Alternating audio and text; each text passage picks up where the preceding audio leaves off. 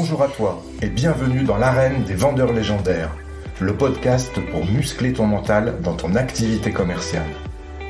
On va aborder l'approche mentale de la vente pour développer les compétences nécessaires et pour prendre du plaisir dans cette activité. Comme dans le sport, ce sont tous les aspects psychologiques qu'il conviendra d'optimiser pour atteindre et maintenir encore et encore l'état idéal de performance. Je t'invite à t'abonner, à partager et surtout à noter 5 sur 5 ce podcast pour le faire connaître à tous ceux qui veulent développer leur plein potentiel dans la vente. Si ce podcast t'inspire, je t'invite aussi à rejoindre la communauté Optimus Academy en t'inscrivant à la newsletter que tu recevras tous les jeudis dans ta boîte mail et où je te partagerai mes conseils pour faire de ton mental la forteresse de ta réussite commerciale. Si tu veux obtenir des résultats que tu n'as jamais eus, tu dois être prêt à faire des choses que tu n'as jamais faites. Tu es prêt ? Alors c'est parti. Aujourd'hui, pour le deuxième épisode de ce podcast, j'ai le plaisir de recevoir Victor Cabrera, fondateur du site techniquedevente.com, le site de référence pour monter en compétence des équipes commerciales. Victor, bonjour. Bonjour Marc. Est-ce que tu peux te présenter, s'il te plaît, rapidement pour les auditeurs ? Avec grand plaisir, c'est le moment de pitcher alors si j'ai bien compris. C'est ça. Moi je me définis plutôt comme un serial entrepreneur puisque j'ai d'autres activités, mais c'est vrai que j'ai cette casquette de spécialiste de l'efficacité commerciale où j'aide en fin de compte tous les acteurs commerciaux qui ont un bon produit ou service, une idée ou un savoir-faire, mais qui ne savent pas forcément le vendre et qui ne sont pas 100% à l'aise pour le vendre. Donc je pense que ça fait le lien avec le sujet d'aujourd'hui et les clés mentales de l'efficacité commerciale. D'accord. Ça fait combien de temps que tu fais cette activité de formation et de montée en compétences des commerciaux ? Une bonne dizaine d'années. D'accord. Tu as une chaîne YouTube d'ailleurs qui fonctionne très bien avec plus de 65 000 abonnés. Oui, le premier canal aujourd'hui c'est le blog qui a dépassé les 15 millions de visites, mais la chaîne YouTube également derrière fonctionne pas mal avec une nouvelle vidéo gratuite par semaine, une capsule relativement courte justement sur tous les aspects à la fois techniques et mentaux qui permettent de vendre plus vite et plus souvent. D'accord. De ton côté, tu es dans le métier commercial depuis combien de temps ? Ça c'est une bonne question, j'ai pas compté parce que j'ai fait toute ma carrière de mes études et ma carrière à la fonction commerciale, je dirais une quinzaine d'années. D'accord, ok.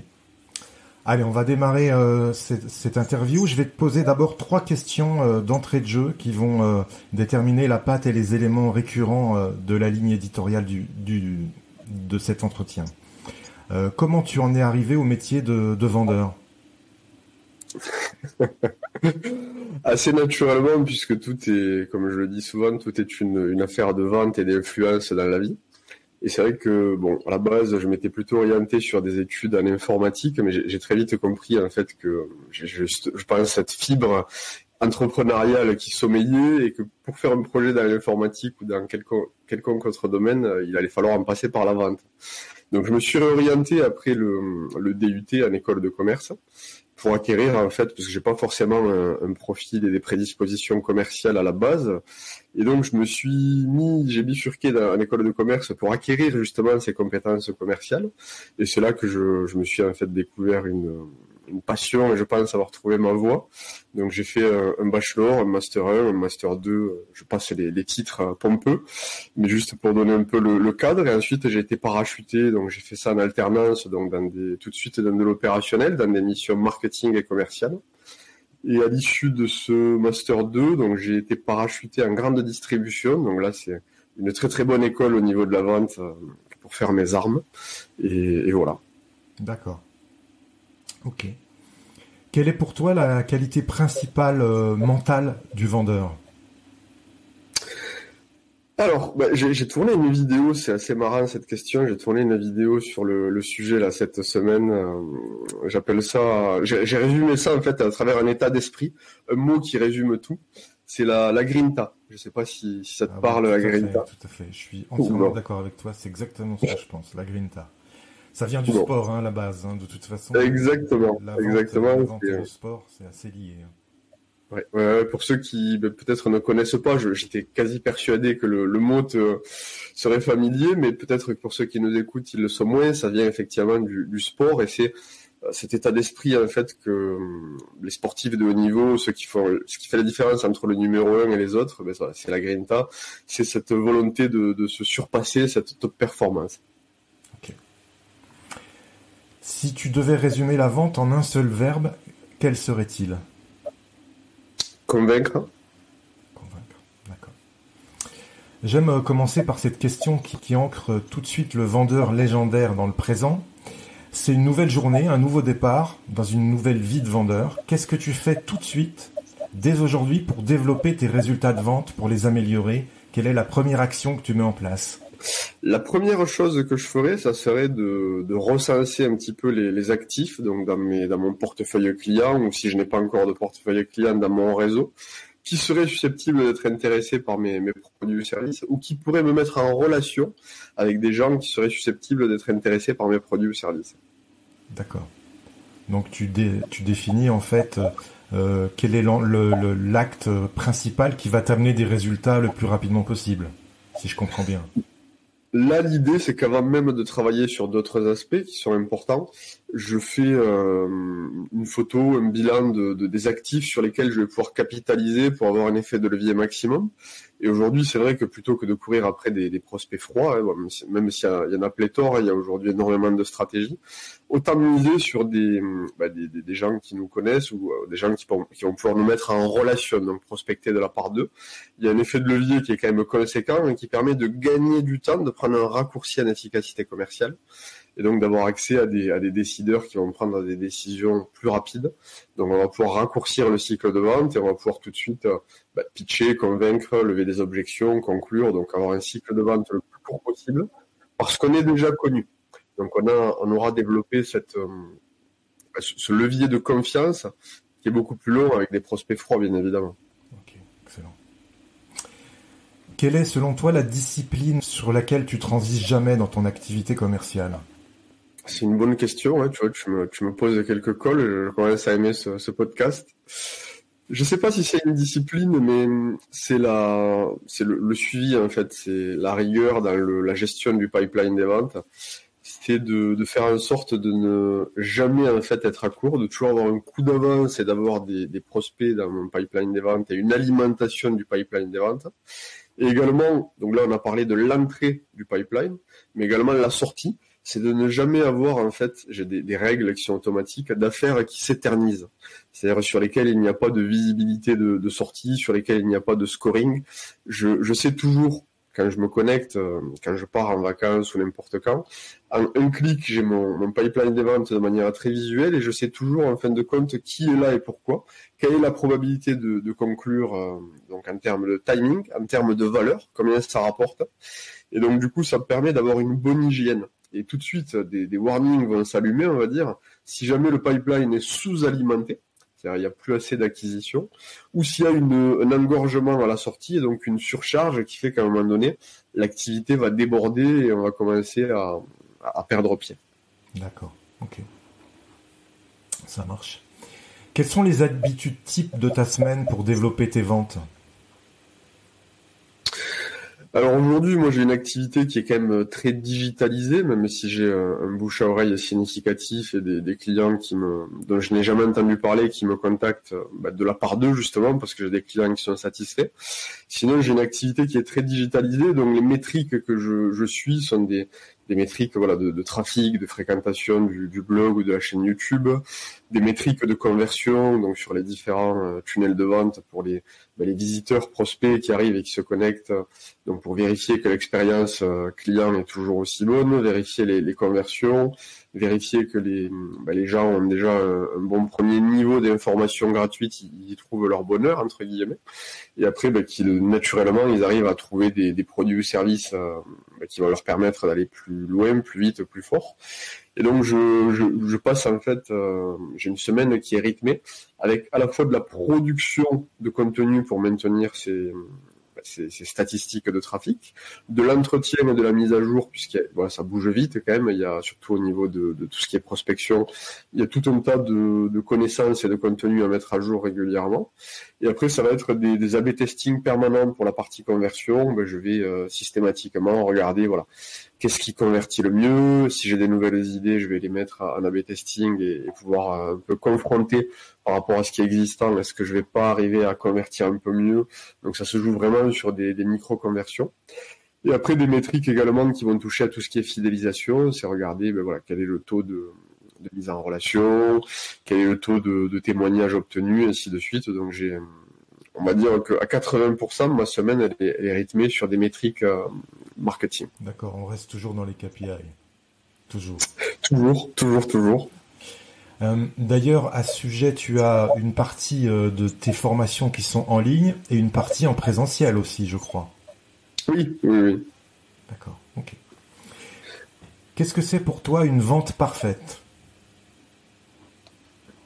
Une vente parfaite, c'est comme j'ai touché du doigt tout à l'heure cette notion de délai court, en fait, de raccourcir le cycle de vente. Et pour raccourcir le cycle de vente, en fait, il faut le chemin qui va opposer le moins de friction. Et donc, quand on a compris ça veut dire s'adresser à la bonne personne au bon moment, dans le bon contexte, avec le bon produit ou service. Et donc, derrière tout ça, il y a différentes choses. Il y a à la fois la stratégie qui doit être bonne, déjà, de base, c'est-à-dire avoir un bon positionnement, avoir bien regardé dans son marché, en fin de compte, que son offre a une proposition de valeur qui est compétitive, donc avec un positionnement qui présente des avantages concurrentiels, des choses que l'on ne retrouve pas ailleurs et qui vont permettre en fait d'avoir une vraie valeur ajoutée pour ses clients. Ensuite, on a la notion de ciblage, c'est ne pas chercher à vendre à tout le monde et essayer justement de s'adresser aux clients idéaux. Donc aux clients qui sont dans un contexte où ils ont besoin du produit et service qu'on va proposer. Et après, on va avoir cette notion, donc là on va toucher du doigt l'efficacité commerciale, de savoir en fin de compte qualifier très rapidement, donc vérifier que le travail stratégique qu'on a fait, qui est théorique, opérationnellement il est bon. C'est dans la phase de pitch et de diagnostic commercial, d'arriver très rapidement au travers quelques questions, à savoir si on est en face du bon client dans le bon contexte, et si on choisit volontairement de dérouler la suite du processus de vente, ou si on se rend compte au final qu'il y a une erreur de casting, et donc on va aiguiller la personne vers d'autres solutions, ou on va le garder dans une phase d'éducation, de nurturing, comme disent nos amis anglais, et on va choisir de consacrer son temps à un autre endroit. Pourquoi ? Parce que on sait que le cycle de vente ne va pas être le plus rapide possible, il va y avoir des frictions, il va y avoir des objections, il va y avoir des délais. Donc volontairement, il y a aussi cette capacité, et là on touche du doigt les clés mentales, à se dire ok, je ne mise pas sur 100% de transformation, sur tous les contacts que j'amorce, mais je veux que mon temps soit le plus profitable possible. Et donc, j'arrive à refuser, en fait, de continuer avec certains prospects. Ça ne veut pas dire qu'on n'aurait pas pu signer, mais ça aurait été peut-être un petit peu plus long, un petit peu plus compliqué. Et on va garder ça pour la suite, en fait. Et donc, moi, je suis dans un jeu de dominos. Dans mon pipeline des ventes, j'essaye de faire tomber les plus gros dominos tout de suite, pour avoir un pipeline des ventes en bonne santé. Et donc, on touche du doigt aussi cet aspect des clés mentales parce que ça permet, quand on a des résultats et quand on a des process et quand on est efficace commercialement, ça permet d'être boosté à bloc, d'être confiant, d'être motivé au quotidien. Et donc, on est dans ce que j'appelle le cercle vertueux. Okay. On est dans l'effet boule de neige. Ok, c'est le match parfait, en fait, à tous les niveaux. Ouais, c'est ça l'idée. Ok. D'un point de vue commercial, Victor, quelle est pour toi la définition du succès ? Le succès, c'est de rendre ses clients heureux ou satisfaits. Parce que déjà, ça donne, au lieu d'être dans une simple posture de vente et donc de convaincre, puisque tu m'as demandé au début de cette interview de résumer, convaincre c'est bien, mais en fait, convaincre, ça peut se faire même avec des produits ou services qui sont bas de gamme ou qui apportent pas réellement une valeur ajoutée dans la vie des clients, mais tout ça, c'est court terme. Et je pense que le succès commercial, il est plutôt long terme. Je dis toujours que dans mes vidéos, la vente, c'est un marathon et non un sprint. Et donc, si nos clients sont heureux, si on apporte une réelle transformation dans leur vie, on va se faciliter le job sur du long terme. Pourquoi ? Parce que déjà, ils vont en parler autour d'eux. Et ça, c'est la meilleure des publicités pour un commercial. C'est des clients qui sont satisfaits et qui vont convaincre d'autres clients, qui vont donc faciliter notre effort de prospection. Et après, sur un plan personnel et donc sur le plan de la psychologie commerciale, ça donne un énorme coup de boost et de satisfaction. Ce retour, en fait, que les clients nous donnent, qui sont satisfaits de nos produits, ça permet d'avoir une énergie qui permet de se dépasser. Et donc là, on revient sur la grinta, donc qui permet d'aller chercher en fait ce centimètre ou cette seconde qui fait la différence entre le numéro 1 et le numéro 2. Pourquoi ? Parce que ça, plutôt que d'être dans une routine et voilà, d'avoir des process, allez, je passe des coups de téléphone, j'envoie des emails, je cherche à faire des clients, ça donne un autre sens en fait à l'activité commerciale qui est je rends des personnes heureuses, j'améliore leur vie. Et donc, je me trouve un ikigai, je suis aligné dans ma fonction. Ok, je comprends, c'est ça. Quelle est l'opportunité que tu as su saisir dans ton parcours commercial et qui a changé ta vie ? L'opportunité, c'est que j'ai très rapidement, en fait, quand j'ai été sur le terrain, donc on va dire dans la fonction de commercial avant de passer à mon compte et de me lancer, j'ai très rapidement en fait cherché à m'améliorer et donc des informations. Donc, je suivais déjà des formations dans les boîtes qui m'ont embauché. Mais si tu veux, dans cette volonté de toujours aller plus loin, plus vite et donc de me nourrir, j'étais un boulimique de formation et de contenu. J'ai détecté que je trouvais pas ce que je voulais. Et donc ça m'a amené à cette idée en fait, et c'est souvent ça dans l'entrepreneuriat, j'ai créé ce que j'aurais aimé trouver. Et donc, quand j'ai lancé le blog à cette époque-là, il n'y avait pas autant de contenu, que ce soit des articles, des podcasts, des vidéos. C'était, en tout cas au niveau français, au niveau franco-français, c'était assez maigre. Et donc, ce déclic de me dire, OK, il y a un créneau, je pense avoir un niveau commercial relativement satisfaisant, mais que je vais pouvoir encore passer au niveau supérieur, justement, en proposant, en ayant pour objectif de proposer du contenu à valeur ajoutée pour d'autres personnes, ça va m'obliger, me challenger à me dépasser. Et donc ça m'a aussi poussé à faire moi-même des interviews, à aller interviewer des auteurs, à aller les rencontrer, etc. Et donc je pense que ça c'est ce qui a eu le plus gros effet de levier pour moi, même si j'aurais pu me réaliser dans d'autres entreprises. Et parce que j'ai cette nature-là et j'ai eu d'autres projets, je me serais débrouillé. Je serais retombé sur mes pattes, j'aurais sûrement connu des succès dans d'autres entreprises. Mais aujourd'hui, voilà, ce qui fait qu'on a cette interview, c'est parce que j'ai le blog sur les techniques de vente. Et donc, du coup, c'est parce que j'ai eu ce déclic à cet instant T de pouvoir proposer un blog sur les techniques de vente et de proposer du contenu à valeur ajoutée. Okay. Au début, tu étais quasiment le seul à proposer ce genre de contenu. J'irai pas jusqu'à dire le seul parce que j'ai trouvé 2-3 blogs et des gens qui faisaient ça. Mais c'était plutôt un hobby, et je pense, je vais pas citer de nom, mais c'est des blogs qui aujourd'hui sont dépassés, qui sont dans les limbes, on les retrouve même pas sur Google. Pourquoi ? Parce que c'est un hobby et il n'y avait pas cette volonté de vraiment professionnaliser et pouvoir proposer du contenu, mais vraiment d'être un contenu de référence pour les gens, de pouvoir se dire, OK, j'ai une problématique commerciale, je sais où aller, je vais taper, je vais regarder s'il n'y a pas une vidéo ou un article sur le sujet. Et je pense qu'aujourd'hui, voilà, la masse de contenu que j'ai réussi à produire et que je produis en fait encore toutes les semaines sur le blog Technique de Vente, effectivement, je pense qu'on ne la retrouve pas ailleurs. Et tu as réussi à monétiser rapidement en fait ton contenu ? Ça t'a pris combien de temps pour monétiser ? Rapidement, je n'irai pas jusque-là parce qu'au début, il y a ce switch en fait entre la volonté de produire du contenu gratuit et d'arriver à avoir en fait un socle de base qui soit suffisant et significatif pour l'audience, de dire OK, j'ai créé une légitimité et là déjà le premier niveau de contenu gratuit pour les gens est suffisant, c'est-à-dire que les gens y trouvent leur compte. Et ce switch mental, je me sentais à un moment donné, il y a une bascule à faire et je me sentais pas à l'aise de proposer des produits payants tant que ce socle de base de contenu gratuit n'était pas là. Et donc le timing, je dirais 1 an et demi. Okay. Déjà, il s'est écoulé minimum 1 an avant que je produise un premier produit payant, qui était de mémoire un livre. Non, c'était une formation payante. J'ai commencé par la formation Vendre Plus avant de proposer les livres. Okay. Mais grosso modo, 1 an et demi avant de monétiser, donc 1 an et demi à manger des patates. Et tu t'étais toi-même formé pour découvrir le principe du business en ligne?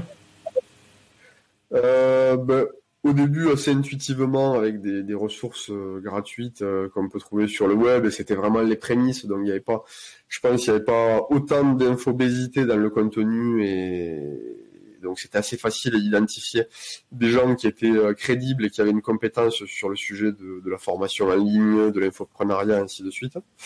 Mais après, oui, très vite, je suis passé sur des produits payants et j'ai quand même pas mal investi sur moi, hein, pour donner un ordre d'idée. On était sur le ticket d'entrée pour des formations qui tiennent la route, il est de 2 000 € et j'ai dû me procurer 3, 4 ou 5 formations pour vraiment avoir un spectre le plus large possible sur ce qui existait à l'époque. Hein. On était aux prémices moi, à l'époque où j'ai démarré, on était c'était les lancements orchestrés avec 4 vidéos. On n'avait pas les webinars, on n'avait pas les vidéos YouTube, on n'avait pas... il y a énormément aujourd'hui de manières de vendre en ligne, mais ça n'existait pas. Il y avait une seule manière ou 2 manières de vendre en ligne à l'époque où j'ai démarré. Ok. Est-ce que tu as une petite victoire que tu t'accordes qui rebooste ta confiance en toi? Une petite, non. Non. Moi, c'est ce que je recommande dans la formation efficacité vente. Il y a un module qui est dédié à la psychologie commerciale. Et ce que je recommande, en fait, c'est basique. J'ai pioché ça à différents endroits. Je crois que c'est Michael Aguilar aussi, il en parlait, et puis j'ai lu ça dans d'autres bouquins. C'est une liste de confiance, en fait, et c'est une liste de succès. Et donc, dans cette liste de succès, effectivement, il n'y a pas de petits succès. Mais je conseille toujours de commencer par les plus gros succès, c'est-à-dire ce dont on est le plus fier. Ça peut être des victoires commerciales comme des victoires personnelles. Et donc là, il n'y a pas de limite en fin de compte. C'est qu'est-ce qui fait qu'aujourd'hui, tu as eu le sentiment d'obtenir un résultat significatif. Ça peut être une expérience, ça peut être un diplôme, ça peut être quelque chose de très matérialiste. La première fois où on a pu se payer un objet qu'on désirait depuis des mois ou des années. Donc j'ai pas, à moi, à titre personnel, de petites victoires, mais j'ai des grosses victoires comme des records de chiffre d'affaires que j'ai permis d'obtenir à des clients ou que moi j'ai pu réaliser. Par exemple, voilà, je vais en citer un, mais ça va être une conférence que j'ai réussi à vendre 9 000 €. Ça va être une journée de formation que j'ai réussi à vendre 15 000 €. Ça va être pour des clients, j'ai travaillé dans des opérations coup de poing, des clients pour lesquels on a généré 1,3 million de chiffre d'affaires dans la journée sur des opérations coup de poing. Voilà, ça va être ce type de succès, en fait, et j'ai toute une liste avec des expériences et des succès, des indicateurs. Et quand je lis cette liste, si jamais un passage, un blues, on va dire, un coup de blues, pardon, je lis cette liste, et en fait, très rapidement, en quelques secondes, ça me regonfle à bloc parce que ça me rappelle qu'est-ce que j'étais en capacité de générer pour mes clients et moi-même. C'est ce qui regonfle ta confiance en toi. Tu capitalises sur tes succès précédents, en fait. Ouais. Je dois avouer, en fait, que à force de pratiquer ce type d'exercice, il y a celui-là, mais il y en a d'autres, aujourd'hui, j'ai plus trop de problématiques de confiance en moi parce que, bon, on est toujours confronté à l'échec, mais c'est comme un muscle et c'est le laps de temps, en fait, dont j'ai besoin pour me remettre dans une dynamique positive. Il est de l'ordre de 10 minutes, tu vois, je vais pas passer une journée ou une demi-journée à m'apitoyer sur mon sort. Si je suis confronté à un échec ou à un revers, il va me falloir une quinzaine de minutes pour me remettre dans un état d'esprit où je vais être confiant et motivé. Parce que effectivement, j'ai cette liste, j'ai des techniques de visualisation, j'ai tout un panel d'outils dans lesquels je peux piocher et qui font que je suis assez rapidement opérationnel sur le plan mental. D'accord, ok. Jim Rohn disait qu'on est la somme des 5 personnes qui sont les plus proches de nous et que tout le monde a besoin d'un mentor dans la vie pour réussir. Quel est ton avis sur ce sujet et s'il est positif, est-ce que tu as un mentor ou tu as eu un mentor? Oui, clairement, je valide ce concept mis en avant par Jim Rohn. D'ailleurs, j'ai lu pas mal de ses bouquins, hein, c'est très inspirant. J'ai eu des mentors. Aujourd'hui, j'ai eu des mentors physiques et avec lesquels j'avais des échanges réguliers. Là, aujourd'hui, je dirais que j'ai plutôt des mentors dans le sens où je continue à me former à lire et à m'inspirer de personnes qui sont à des niveaux supérieurs aux miens, mais avec lesquelles j'ai pas forcément d'échange direct. Donc c'est plus un mentorat où je consomme tous les contenus qu'une personne va pouvoir produire, mais la personne, c'est pas forcément que j'existe, j'ai envie de te dire. Oh oui, non, mais il y a pas de problème de ce côté-là. Hein. L'essentiel, ça t'apporte de l'inspiration. Oui. Après, en fin de compte, c'est aussi une question de. Je pense qu'il y a une courbe d'apprentissage, il y a des chemins.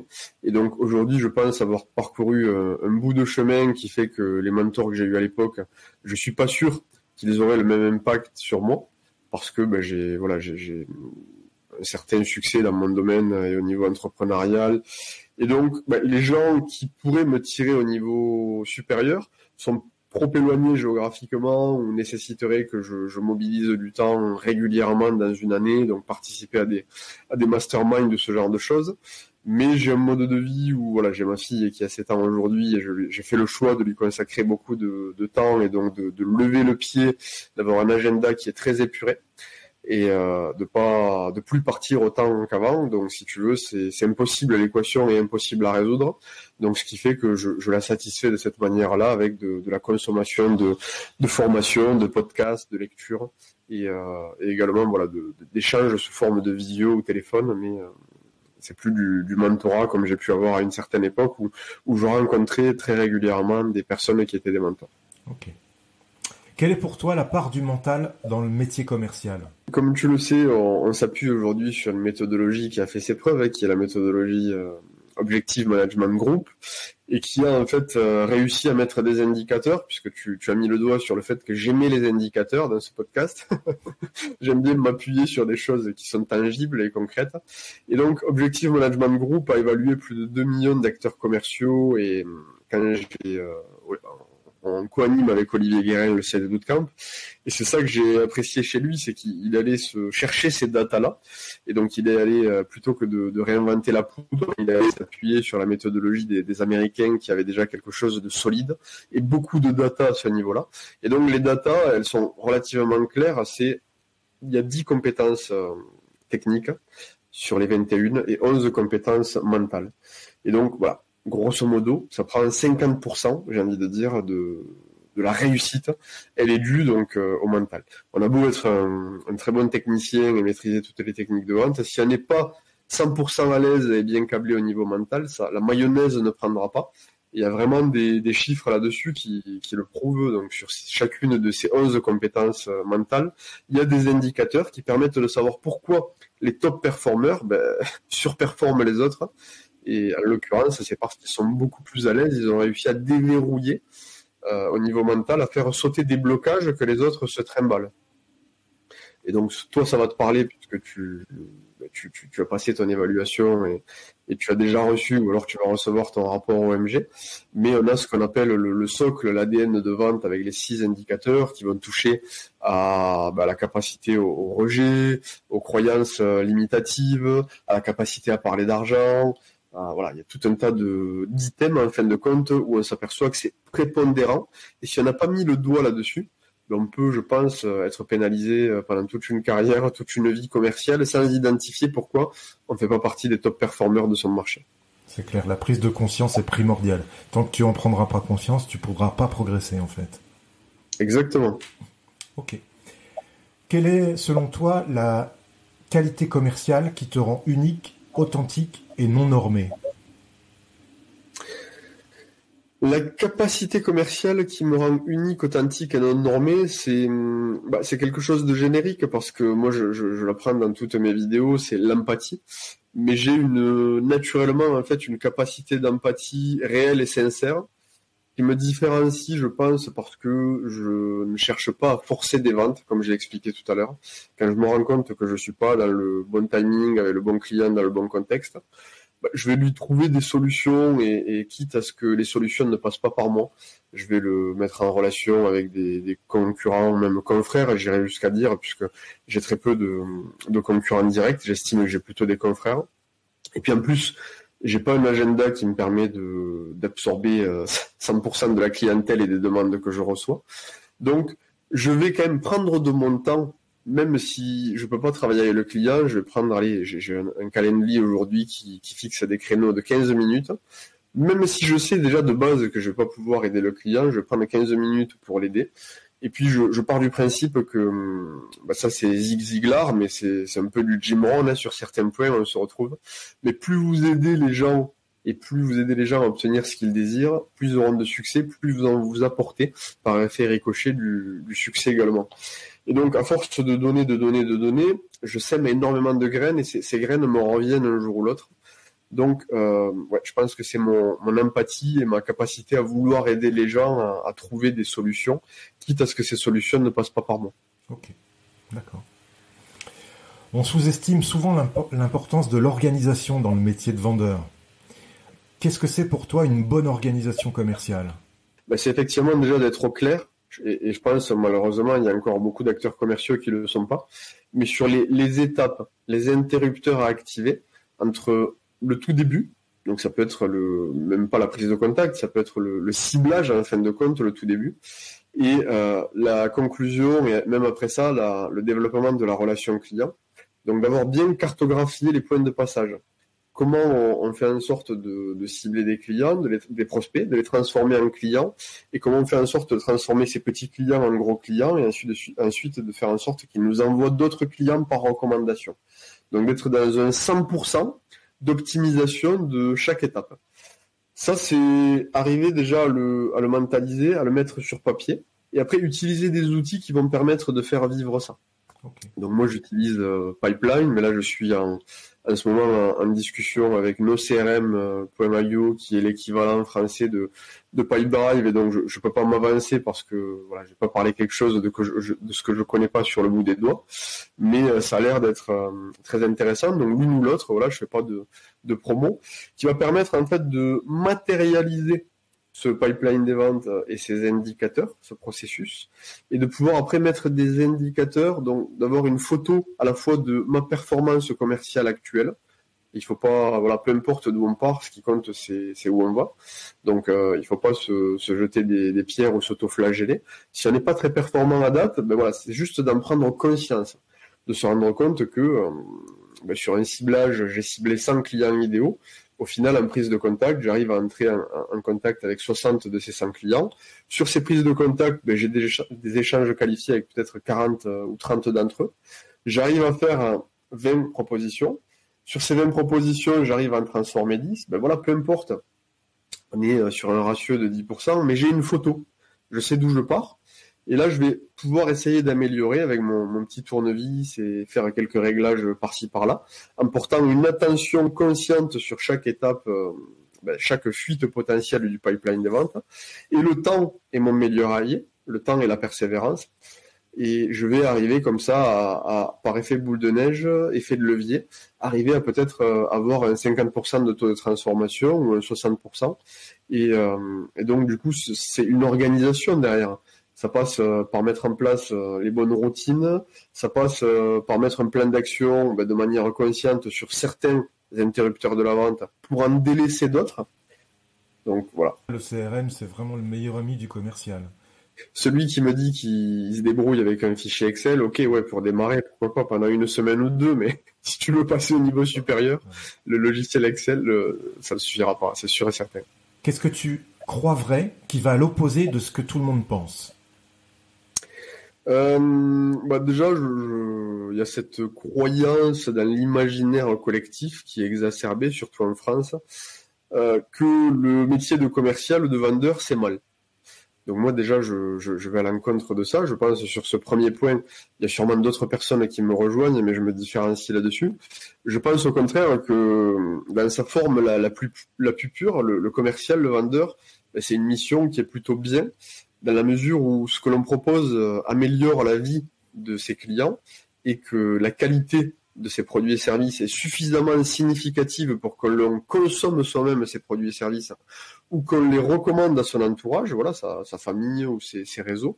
Si on est aligné avec ce qu'on propose derrière, je pense que la meilleure des choses qui puisse arriver, c'est d'évangéliser son marché. C'est-à-dire de faire en sorte que le plus de gens possible sur le marché consomment nos produits et services parce qu'ils améliorent la vie des clients.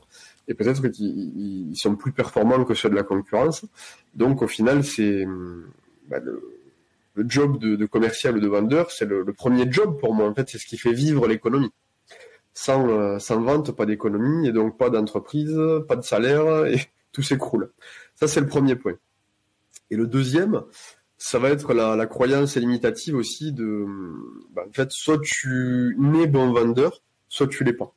Et j'ai tout un tas de clients j'ai un exemple là qui me vient en tête, c'est une anecdote, c'est un client qui s'appelle Nicolas. Nicolas, la première fois que je l'ai eu, il m'a dit, voilà, je veux avoir cet échange avec toi, Victor, pour savoir si, en fin de compte, je persévère encore un peu, ou si j'abandonne ma volonté de devenir commercial. Il avait ce rêve, en fait, de devenir commercial et d'acquérir des compétences commerciales, mais il a été confronté à des gens qui lui ont dit, arrête tout, c'est pas fait pour toi, tu n'y arriveras jamais. Tu n'as pas les prédispositions nécessaires, il faut que tu changes de carrière, il faut que tu te fasses à l'idée. Et donc, il a des gens qui l'ont un peu, qui l'ont remis plus bas que terre.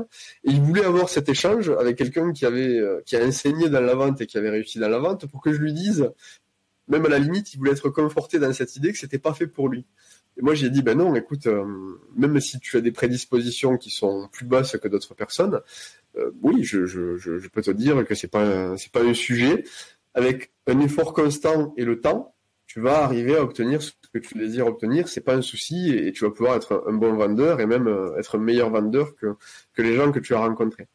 Et donc, force est de constater, alors ça fait 2 ans qu'on travaille avec Nicolas et qu'on est en coaching régulier, mais qu'il a aujourd'hui développé une première entreprise avec succès. Et là, aujourd'hui, il s'est orienté dans un nouveau projet. Et donc, si tu veux, tout ça pour dire que peu importe les prédispositions commerciales avec lesquelles les gens partent, oui, bien sûr, il est possible de devenir un très bon vendeur. Et d'ailleurs, je suis persuadé que le top 10% sont faits de gens qui sont plutôt des autodidactes, qui n'ont pas fait forcément des études en école de commerce, mais qui ont cette volonté d'être dans l'amélioration continue et donc de développer à la fois des compétences techniques et mentales et de surperformer, donc état d'esprit de la Grinta. Et donc là, je pense que je vais à l'encontre de beaucoup de gens qui disent non, la vente, tu l'as dans le sang ou tu l'as pas. Bien.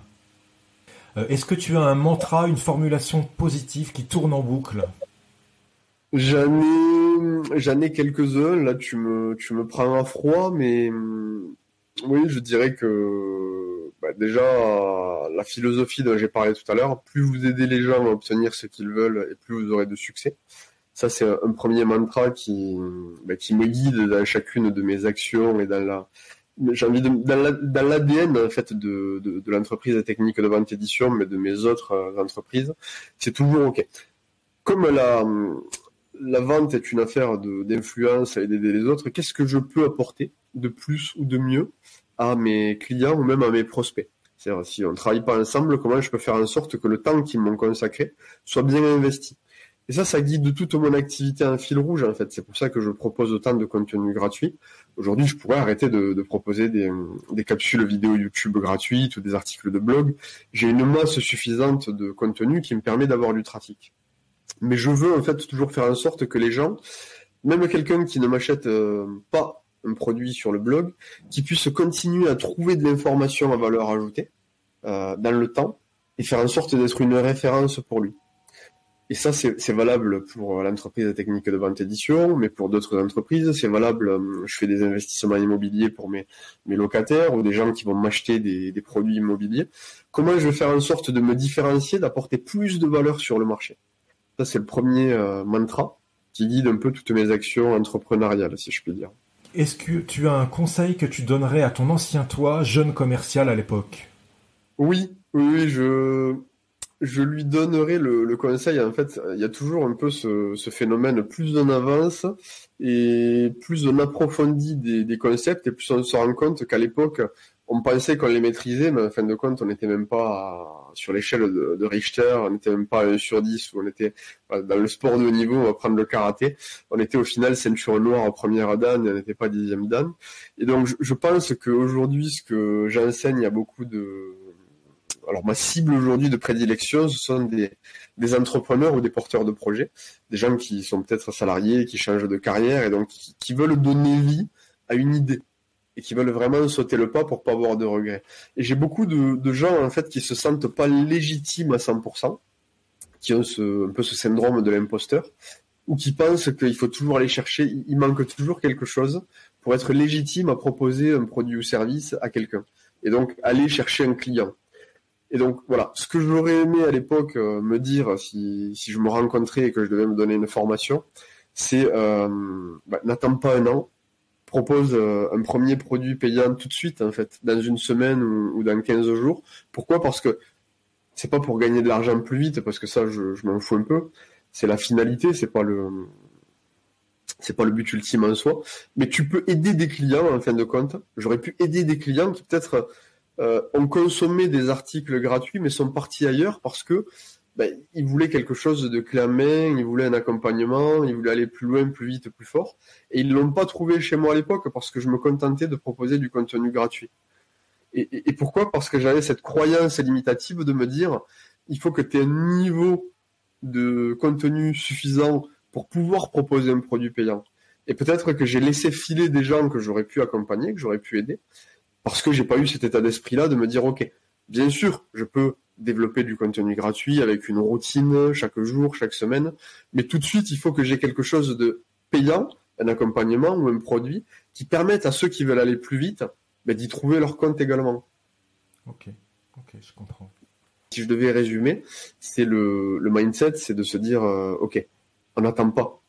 On va tout de suite se confronter à un mode lean startup. J'ai une idée, j'ai une compétence, elle est peut-être pas à 100%, et on va se confronter à la demande et on va voir si ça matche ou si ça matche pas. Et si ça matche pas, c'est pas grave. On va aller beaucoup plus vite. La courbe d'apprentissage va être beaucoup plus rapide parce que, justement, le fait d'être confronté à la demande, ça va nous challenger, ça va nous pousser à sortir de la zone de confort. Okay. Dans le sport, ils disent souvent échouer plus vite, échouer mieux, mais échouer quand même, de toute façon. Ouais. L'analogie avec le sport, c'est de se dire, ok, je vais pas chercher à être le meilleur de la salle à l'entraînement, mais je vais chercher à aller me confronter en compétition au meilleur de la région, au meilleur au niveau national, au meilleur au niveau international, parce que même si je vais pas gagner tout de suite, effectivement, je veux tout de suite échouer, comme tu viens de le dire, tu as très très bien résumé ça, mais je veux échouer vite pour réussir plus rapidement. Est-ce que tu as une punchline, Victor, quelque chose ? Je sais que tu parles souvent de muscler son jeu de jambes commercial. Est-ce que tu as une punchline particulière à partager pour accéder au stade de vendeur légendaire ? L'efficacité commerciale se résume à savoir trouver les bons mots au bon moment avec le bon client dans le bon contexte. Tout est une question d'adaptation en réalité. Savoir Exactement. s'adapter. Ouais, c'est... Bon, aujourd'hui, je résume ça, moi, c'est de la compétence inconsciente avec les 4 stades de la maîtrise. Si tu veux devenir un vendeur légendaire, pour reprendre ton expression, il faut avoir suffisamment travaillé à la fois sur le plan théorique et connaître les concepts sur le bout des doigts, mais également en situation, avoir tellement travaillé comme un sportif de haut niveau, avoir répété les gestes encore et encore, et les différents schémas de vente qui peuvent se produire, pour faire en sorte le 100% n'existe pas, mais d'avoir 1% d'improvisation. Et encore, c'est une improvisation maîtrisée, un peu comme dans un one-man show où la personne va entre 2 salles, dans 2 villes, entre Paris et Montpellier et Lyon, le spectacle à 90% est le même, et tu as 1% de personnalisation par rapport au public et par rapport à l'énergie que tu ressens dans ce moment-là. La vente, c'est pareil, et le vendeur légendaire, je pense, il fait 1% d'improvisation, et peut-être 10% d'adaptation sur un schéma qui est à 90% le même en fait. Ok. Avant de passer aux questions top 5, on va rester dans le sport. J'ai une dernière question à te poser qu'on pose souvent aussi en relation commerciale dans la découverte, c'est est-ce qu'il y a une question que je ne t'ai pas posée que tu aurais aimé que je te pose ? Non, parce que j'aborde toujours ce type d'interview en fait sans me préparer. Aujourd'hui, j'aime bien être surpris, agréablement surpris et laisser place comme ça au naturel. Donc tu vois, je me suis pas dit quelle question va me poser Marc demain ou qu'est-ce que j'aimerais qu'il me pose. Donc, ce qui fait que du coup, j'ai pas de question, j'ai pas de réponse à cette question. Parfait. Après ce bel échange et en hommage au sport, j'aime terminer cette interview par un top 5. Donc, je vais te poser 5 questions assez rapides. T'es prêt? Ok.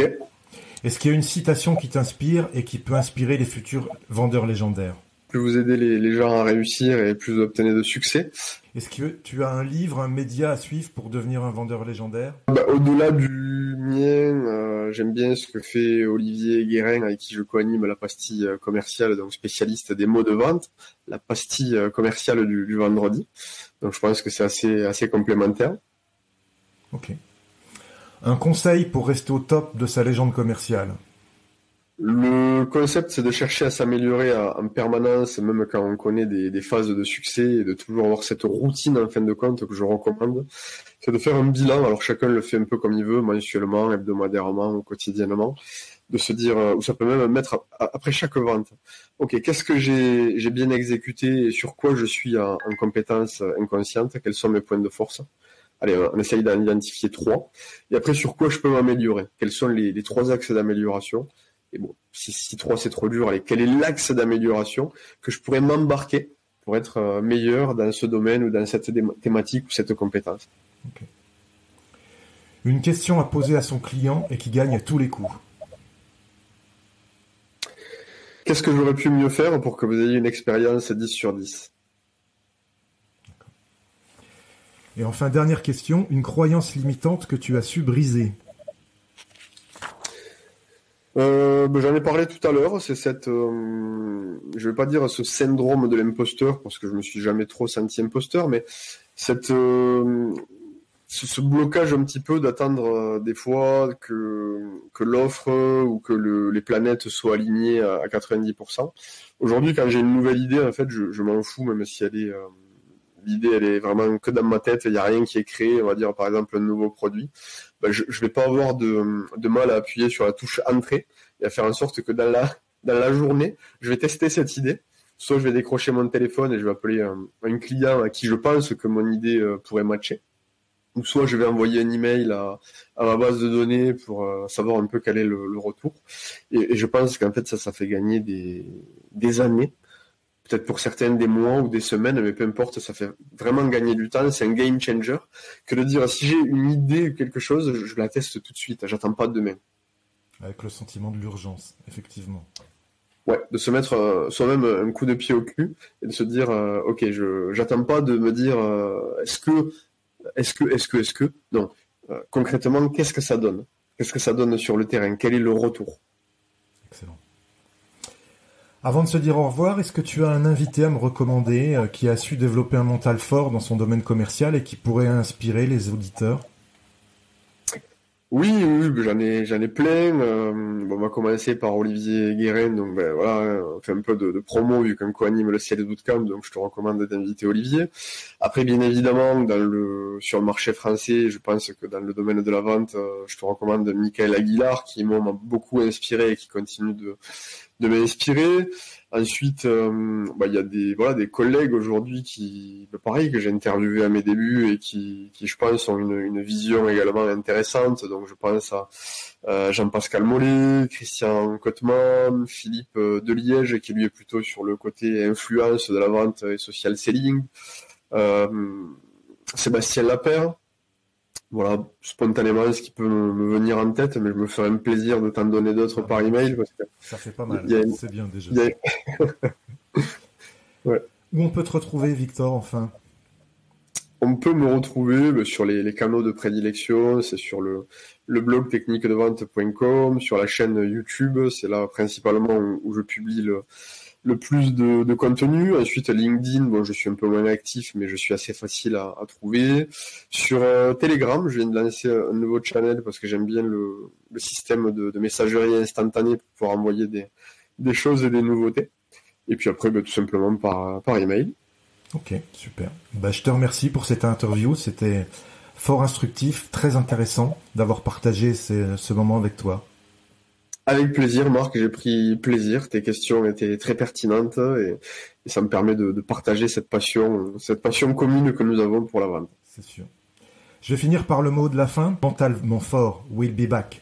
À bientôt.